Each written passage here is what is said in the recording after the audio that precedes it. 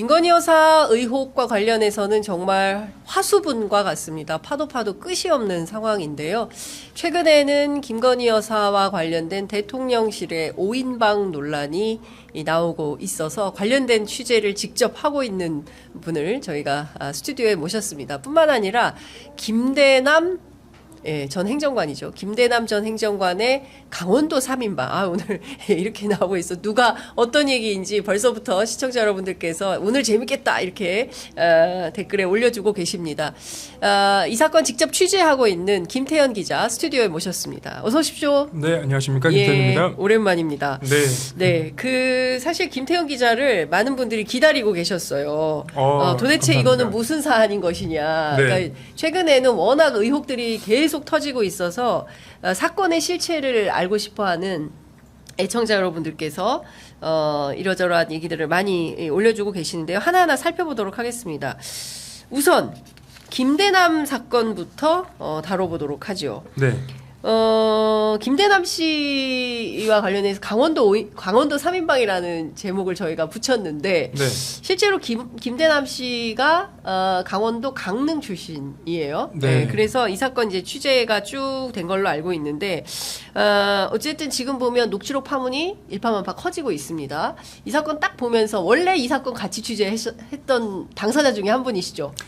일단 뭐 같이 취재한 건 아니고 네. 거의 비슷한 시기에 이제 취재가 시작이 됐죠. 왜냐하면 이 김대남 이제 비서관으로 제가 칭하겠습니다. 전 직무대리 일을 했기 때문에 비서관이 이제 강릉 출신이고 이명수 기자랑 저랑 둘 다 이제 삼척 출신이에요. 네. 그래서 영동 라인이라고 영동 라인. 네, 약간 영동 그렇게 이제 라인. 얘기했었는데. 예. 그래서 초반에 처음에 이제 김대남 비서관을 알게 된 게 되게 우연찮은 기회였어요. 거기서 이제 이명수 기자도 같이 이제 알게 됐고, 그래서 그때 이제 처음 안면을 트고 취재는 각각 진행했던 거죠. 그게 언제인 거예요? 벌써 그러니까 처음 통한 게 작년 10월, 11월쯤이더라고요. 그러니까 1년 정도가 된 거죠. 네. 네. 근데 이제 이게 뉴스버스가 아니라 저널리스트랑 예. 그리고 서울의 소리가 보도할 때는 예.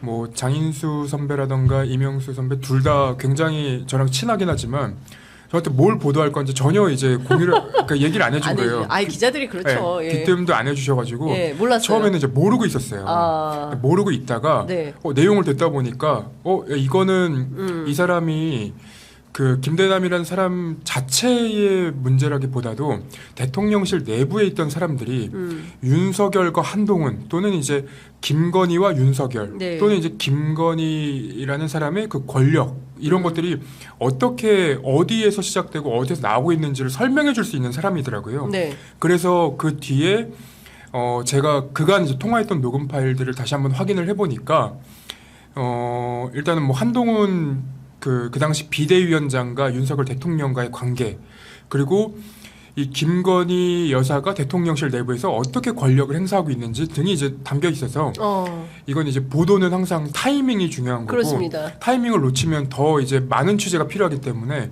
이거는 이제 까야겠다라고 결심을 했던 거죠. 그렇군요. 그러니까 두 가지가 굉장히 중요해서 이 두 포인트에 주목을 해서 보도하기로 결심을 한 거다. 맞습니다. 그래서 네. 첫 번째 나온 것이 그 김대남의 녹취록이 또 하나 나온 거예요. 뉴스버스를 통해서 보도가 된 건데, 네. 한동훈 대표가 김건희 여사에게 무릎을 꿇었다. 이런 내용인데 구체적으로 어떤 내용이라고 저희가 알면 되겠습니까?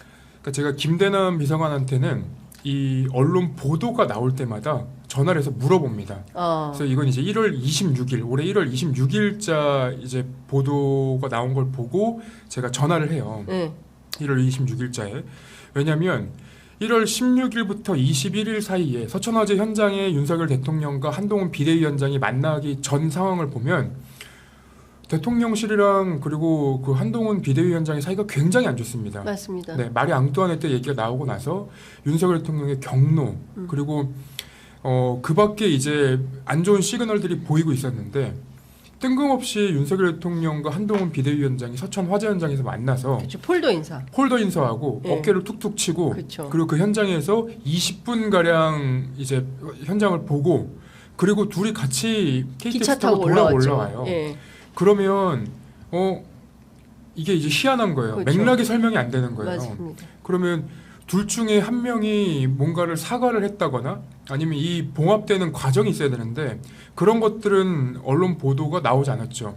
심지어 이 대통령실의 그 당시 이관섭 비서실장이 비대위원장 그만하고 내려와라라고까지 얘기를 해요. 맞아요. 그래서 한동훈 뭐 기자회 네, 얘기하잖아요. 비대위원장이 네. 이제 자기가 그런 그 얘기를 들은 거는 맞다고 부정 안 합니다. 네.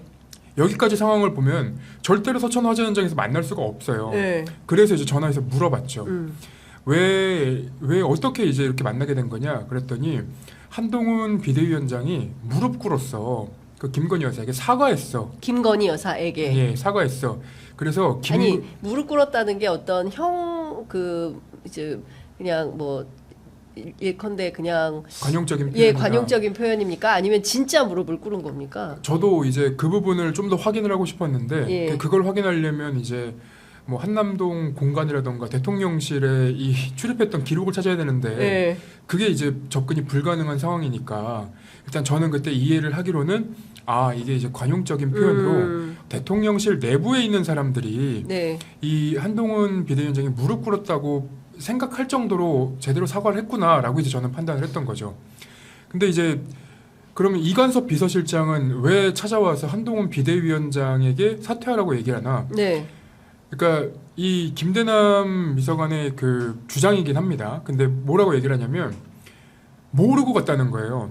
그러니까 한동훈 비대위원장이 김건희 여사에게 사과를 했는데 대통령 비서실장은 몰랐다는 그 자체를 거예요. 몰랐다. 네, 예. 그래서 그때 찾아와서 한동훈 비대위원장이 열받았던 것 같다라는 취지로 저는 이해를 했어요.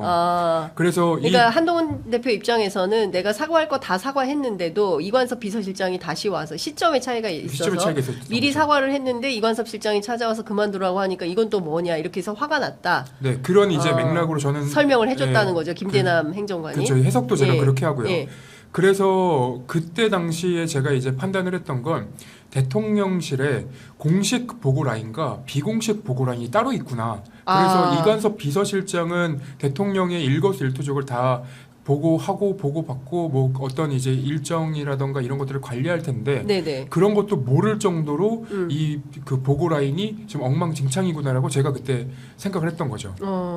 근데 그럴 수 있겠네요. 왜냐하면 이관섭 실장은 공식 골간 라인에 있고 그리고 뭐 어떤 라인을 통해서 접촉이 있었기에 뭐 직접 뭐 보냈는지는 알 수 없지만 네.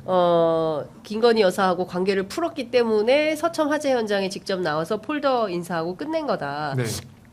근데 당시에 나중에 이제 추가로 나온 얘기를 종합해 보면 뭐 문자 익십 논란 이런 것도 있었던 거 아닙니까? 그렇죠. 그 무렵에. 그러니까 뭐 사과하겠다 어쩌다 이제 이게 사실 다 따지고 보면 이제 공천과 관련된 의혹으로 이제 수렴이 된다고 볼 수 있는 건데. 그렇죠. 예. 그러니까 김대남 전 행정관에 따르면 핵심은 김건희 여사에게 무릎을 꿇었다. 사과를 네. 분명히 한 거다. 근데 이제 이게 계속 그 촉발이 되지 않습니까? 그러니까 윤한 갈등은. 그 윤한 갈등이 그때 시기마다 단절이 됐던 것 같아요. 제가 볼 때는. 그래서 하나의 사건이 끝나고 나면 또 다른 사건에서 두 사람의 갈등이 불거지고 네. 또 다른 사건에서 갈등이 불거져서 이렇게 커진 게 아닌가. 왜냐하면 이 김대남 비서관이 설명을 했을 때까지만 하더라도 이 그 윤한 갈등이 그 봉합 국면으로 넘어가고 있던 시기였거든요. 그러니까 이 봉합이 된 이후에 또 다른 갈등이 생겼고 그 갈등이 이 국면마다 이제 어떤 뭐 누군가의 뭐 양보라던가 이해가 없으니까 이런 사건이 계속 발생을 해서 지금 이 상태가 된 건 아닌가 저는 그렇게 생각하고 있습니다.